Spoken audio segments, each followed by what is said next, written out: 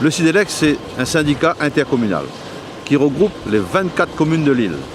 Et les 24 communes de l'île, quelles que soient les petites ou les grandes communes, ils ont tous intérêt d'avoir ce syndicat intercommunal, de mutualiser les moyens et de permettre également l'extension des réseaux, l'enfouissement des réseaux pour sécuriser les réseaux, notamment quand il y a un réseau en souterrain, c'est le problème donc de cyclone ou autre fait que les réseaux sont sécurisés et c'est aussi pour la population demain une sécurisation également de leur alimentation en électricité. Je crois qu'il faut se projeter là aussi donc de la Réunion de 2025-2030 quand la Réunion aura 1 million d'habitants.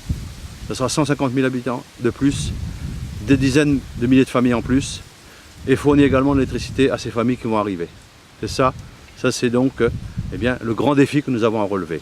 Mais en même temps, les grands projets, c'est effectivement donc d'avoir ce que nous appelons nous l'autonomie énergétique demain électrique. Faire en sorte que les énergies renouvelables, l'éolien, l'énergie de la mer, l'énergie thermique, l'énergie également solaire, la géothermie, tout ça, puisse également fournir l'électricité à toute la population de la Réunion de façon continue.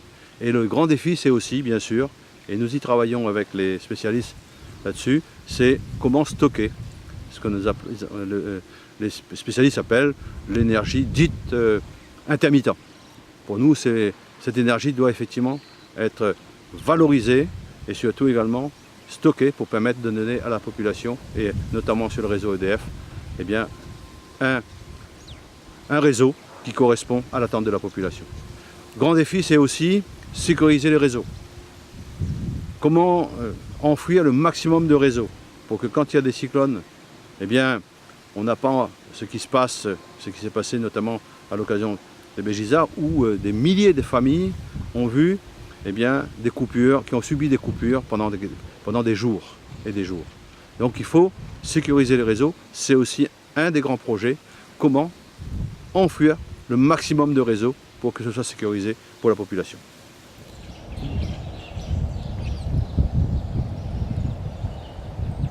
Sidelec, nous sommes un service. Nous allons donc travailler bien sûr avec les entreprises qui travaillent là-dessus, notamment il y a le projet SWAC, qui actuellement, c'est quoi ce projet? C'est de profiter de l'eau profonde qui est à 5 degrés pour remonter la surface et ensuite climatiser des grands bâtiments comme les hôpitaux sur Saint-Pierre ou Saint-Denis, comme l'aéroport de Roland-Garros. Tout ça, donc, ce sont des projets importants. Mais ça, c'est ce qu'on appelle la différence de température au niveau de la mer.